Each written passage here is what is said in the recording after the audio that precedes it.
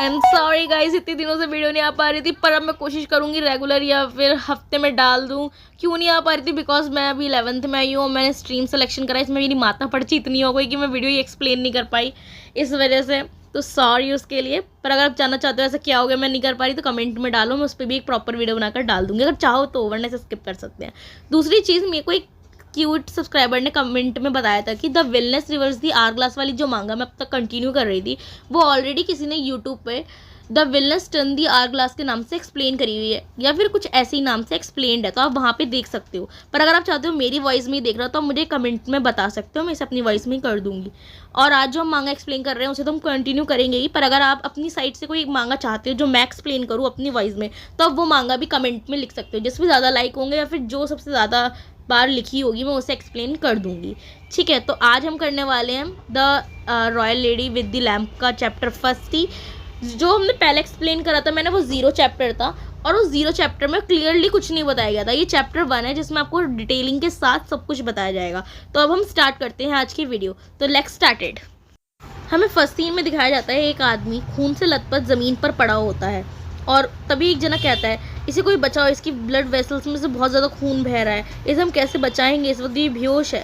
तभी हमें एक आदमी दिखाया जाता है जो कहता है कि मैं इसे बचाने का ट्राई कर सकता हूँ। फिर वो सब लोगों के सामने बोलता है कि पर इस ऑपरेशन को परफॉर्म कौन करने वाला है। तभी हमें एलिस को दिखाया जाता है जो सोच रही होती है ये मैं कर क्या रही हूँ, अगर मैंने इस समय कुछ किया तो इससे मेरी सच्चाई खतरे में पड़ सकती है।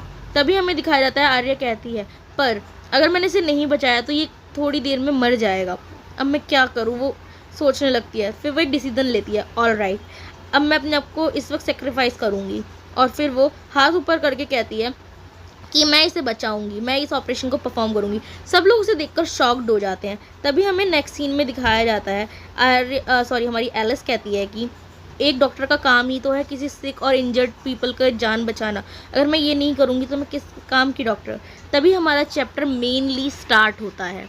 सुनो सुनो सुनो, मैं जानती हूँ तुम बहुत ज़्यादा कंफ्यूज हो चुके हो कि ये हो क्या रहा है, ये सब अचानक से वैसा क्यों बोल रही है, वो तो ऑलरेडी एक डॉक्टर है तो वो इन्हें क्यों नहीं बचा रही। देखो, पहली चीज़ ये इसकी पास्ट लाइफ है, जो पिछले जन्म में वो जो थी ना उस समय वो कोई डॉक्टर नहीं थी, उस जन्म में वो एक नॉर्मल प्रिंसेस थी, तो अभी वो डॉक्टर की तरह उसकी जान बचा रही है। तो ये थोड़ा सा ऑकवर्ड फील कर रहा है और आप सोच रहे होगे कि ये फ्यूचर का मतलब ये जो पास्ट लाइफ की बात है फ्यूचर में होनी चाहिए ना, अभी तो हम उसका प्रेजेंट दिखाओ जब उसकी दूसरी ज़िंदगी शुरू हो गई है। तो यही सीन है, पर ये छोटा सा रिकैप दे दिया इन लोगों ने कि आगे कहानी में क्या होने वाला है। तो ये थोड़ा सा स्टार्टिंग पार्ट इन्होंने दिखाया है। तो अब हम जो मेन कोर्स हम स्टार्ट करेंगे, जो डिटेल में हमें बताएगा कि ये उस टाइम में पहुंची कैसे, ये उसका ऑपरेशन करने क्यों जा रही है, मतलब वो आदमी वहाँ पहुंचा कैसे, अब ये हमें डिटेल में पता चलेगा। ठीक है, तो ये अब चीज़ आपको क्लियर हो गई होगी।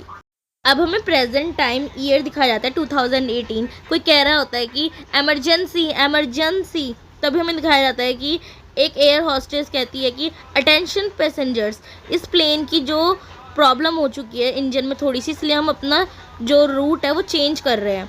तभी हमें दिखाया जाता है कि प्लेन क्रैश होने लगता है, बहुत तेज़ धमाका होता है और सब लोग घबराने लगते हैं। तभी वहाँ पर फिर से एयर हॉस्टेस कहती है कि जो हमारा मेन इंजन है वो ब्लास्ट हो चुका है, वो इसलिए हमारा जो प्लेन है वो क्रैश लैंडिंग करने वाला है, एमरजेंसी लैंडिंग के लिए सब लोग तैयार हैं। तब लोग घबरा रहे होते हैं, कोई कह रहा होता है मम्मा बचाओ, ये सब हो क्या रहा है, हम ऐसे बच कैसे सकते हैं, काफ़ी लोग डर रहे होते हैं।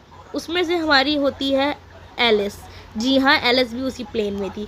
तभी हमें दिखाया जाता है एलिस सोच रही होती है ये सब हो क्या रहा है, मेरी पिछली ज़िंदगी की तरह मैं फिर से मरने वाली हूँ इस जन्म में भी, नहीं मैं ऐसे नहीं मर सकती, मैंने तो अभी तक अपना काम भी पूरा नहीं किया। तभी हमें दिखाया जाता है कि प्लेन बहुत बुरी तरीके से समुंदर में गिरने वाला है। तभी एलिस सोचते हुए कहती है कि मैंने तो अभी तक अपने पिछले जन्म का पश्चाताप भी नहीं करा है, मैंने अब तक लोगों की ज़िंदगी भी नहीं बचाई है, मैंने कुछ भी नहीं करा है। तभी हमें यहाँ पर हमारी एलिस का इस टाइम का इंट्रोडक्शन दिखाया जाता है, जिसमें वो कहती है कि मेरा नाम है सोंग दी शिन, मैं एक ग्रेट डॉक्टर हूँ, एक सर्जन हूँ जो एक मेडिकल यूनिवर्सिटी में भी एक जीनियस के नाम से जानी जाती है। इस टाइम में हमारी एलिस बहुत ज़्यादा कामयाब हो चुकी है, तो आपको समझ आ ही चुका होगा। तभी हमें दिखाया जाता है कि एक सीन स्किप होता है जहाँ पे हमारी एलिस कहती है मुझे लोग अलग अलग नामों से जानते हैं। तभी हमें एक सर्जिकल साइट दिखाई जाती है जहाँ पर कोई कह रहा होता है ओ माय गॉड ये इंसान इतना बेहोश है, इसका तो बहुत ज़्यादा ब्लड बह चुका है, इसका ब्लड प्रेशर भी बहुत कम होता जा रहा है। तभी कोई कहता है क्या आपने इसे ब्लड चढ़ा दिया है? तभी वो कहती है इसे ब्लड चढ़ाया जा रहा है पर ब्लड लॉस कुछ ज़्यादा ही हो चुका है, हमें नहीं पता हम इसे बचा पाएंगे या नहीं बचा पाएंगे। तभी हमें दिखाया जाता है कोई डोर अचानक से ओपन करता है, स्लाइड करते हुए अंदर आता है और कहता है कि पेशेंट की कंडीशन इस वक्त कैसी है। तभी दो नर्सेस खुश होते कहती हैं प्रोफेसर आप आखिरकार आएगी। तभी हमारी प्रोफेसर रेडी होते हुए कहती है कि पेशेंट की हालत कैसी है, उसका ब्लड प्रेशर कैसा है, तुमने सारी प्रैक्टिकल चीज़ें तैयार कर ली हैं ऑपरेशन के लिए? तो सब वो दोनों कहते हैं कि उसका ब्लड प्रेशर बहुत ज़्यादा लो है। तभी हमें एक आदमी को दिखाया जाता है तो शॉक्ड होते हुए कहता है डॉक्टर जिन आप इतनी नर्वस क्यों हैं? तभी कोई कहता है इसकी कंडीशन बहुत ज़्यादा ख़राब है पर हम देख लेंगे। तभी हमारी डॉक्टर मेन सर्जन कहती है कि डॉक्टर क्या तुम लोग तैयार हो अपने नेक्स्ट मूव के लिए? तभी वो उनसे कहती है मतलब सब लोग पहले तो हाँ कहते हैं हाँ हम तैयार हैं। तभी वो कहती है अब तुम लोग मेरी बात बड़ी ध्यान से सुनो कि हम करने क्या वाले हैं। उससे पहले उनमें से एक आदमी कहता है कि मिस आप क्या करने वाली हैं सबसे पहले? तभी हमारी मेन लीड समझाती है पहले मैं इसका एब्डोमेन को कट करूँगी, फिर उसके अंदर से ब्लड वेसल ढूंढूंगी और उसके बाद उसमें से ब्लीडिंग स्टॉप रोक दूंगी। अगर वो एक्सटेंड होने की कोशिश करेगा तो हम उसको निकालने का विचार करेंगे। फिर वो कहती है इसलिए तुम एक वेल डॉक्टर वही सोचते हुए कहती है। फिर हमें दिखाया था वो कहता है सुनो मेरी बात अब ध्यान से सब लोग कि अगर तुम लोग पेशेंस रखोगे और ध्यान से इसकी सर्जरी में मदद करोगे और घबराओगे नहीं तो हम इसे नॉर्मली बचा लेंगे।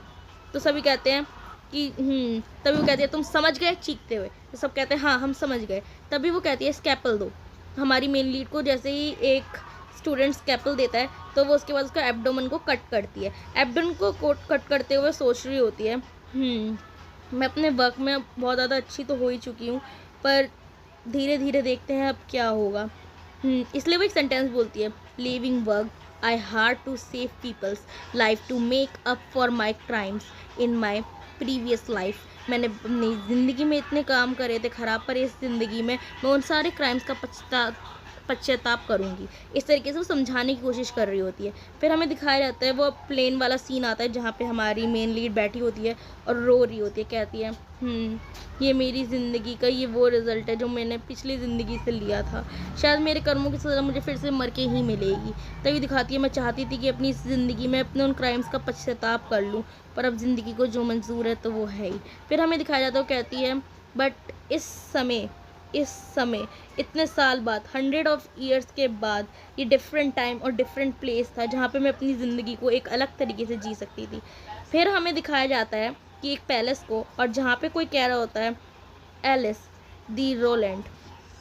अब आप ध्यान से देखोगे तो ये वही सीन आ गया जहाँ पे एलिस को उसकी डेथ की पनिशमेंट दिख रही थी जहाँ पे उसे बताया जा रहा था कि आपने इतना गलत करा है, आप जेलस हो रहे थे अपनी पब्लिक से ही, जिस वजह से आपको मौत की सज़ा दी जा रही है, आपको जलाकर मारा जाएगा। ये सीन मैंने आपको 0 चैप्टर में एक्सप्लेन किया था। उसके बाद हमें उसी आदमी का फेस फिर से दिखाया जाता है। फिर हमें फिर से प्रेजेंट का सीन दिखाया जाता है जहाँ पर वो कह रही होती है इसका मतलब मेरी प्रीवियस लाइफ ख़त्म हो चुकी है। सब कुछ ख़त्म होता है और वो कहते हैं कि मैं अपने इस समय उस पुरानी ज़िंदगी के माँ बाप को भी बहुत ज़्यादा याद कर रही हूँ, उस ज़िंदगी की सारी यादें मुझे वापस आ रही हैं। उसको कहती है मतलब अब वो मरने वाली, एक तरीके से मैंने सस्पेंस खोल दिया पर ठीक है वो मरने वाली है। और फिर बोल दिया कि ब्रदर एंड फादर मुझे माफ़ कर देना। अब वो अपने पुरानी यादों को याद करते हुए ये भी सोचने लगती है कि मेरी पुरानी यादों में आज भी वो सारी चीज़ें हैं जो मेरी पिछली ज़िंदगी से जुड़ी हुई हैं। मैं उन चीज़ों को बदल नहीं पाई पर अब जो फाइनली मैं कर सकती थी उतना मैंने कर दिया। अब हमें दिखाया जाता है हमारी जो मेन लीड है वो इस समय मर जाती है। जी हाँ वो मर गई। एक क्रैश होता है, बहुत तेज़ आवाज़ आती है और वो अपने मन में इच्छा करते हुए कहती है मैं मरना नहीं चाहती, मैं मरना नहीं चाहती, मुझे भगवान बचा लो। अब हमें एक अचानक से लूप दिखाते हैं, मतलब लाइट फ्लैश हो जाती है और अब हमें दिखाया जाता है कि हमारी आर्या की आइज़ ओपन होती हैं और वो उठ के बैठती है और कहती है क्या ये एक सपना था, ये हो क्या रहा है, मैं ज़िंदा हूँ। और फिर वो देखते हुए सामने कहती है ये चीज़ तो बड़ी फेमिलियर लग रही है ये जगह देखने में। फिर हमें दिखाया जाता है कोई डोर पर नॉक करता है, तभी कहता है कोई भाई नॉक करते हुए miss I am coming in. तभी हमारी आर्या कहती है मिस, इस ज़माने में मिस। फिर हमें दिखाया जाता है आर्या मिरर में अपने आप को देखती है और ऑब्वियसली वो हैरान हो जाती है। वो कहती है दिस, ये धरती पे हो क्या रहा है, मेरी ज़िंदगी इतनी कैसे बदल गई। फिर हमें एक आदमी को दिखाया जाता है जो भीख मांग रहा होता है सामने लोगों से कि छोड़ दो मेरी बेटी को प्लीज़। और हमें फिर आर्या को दिखाया जाता है जो बिल्कुल ही ब्लैंक खड़ी है। तो इसी के साथ, इसी सस्पेंस के साथ आपका ये चैप्टर खत्म होता है। इस सस्पेंस को खत्म करना है तो मेरे चैनल को लाइक और सब्सक्राइब करो और फॉलो कर लो। मतलब फॉलो क्या करोगे, चैनल को लाइक और सब्सक्राइब करके जाओ और कमेंट में बताओ मेरी जितनी भी चीज़ें मैंने आपसे अब तक कही हैं। तो आज के लिए बस इतना ही। नेक्स्ट वीडियो के लिए थोड़ा सा वेट करो, जल्द से जल्द आ जाएगी। Thanks for watching.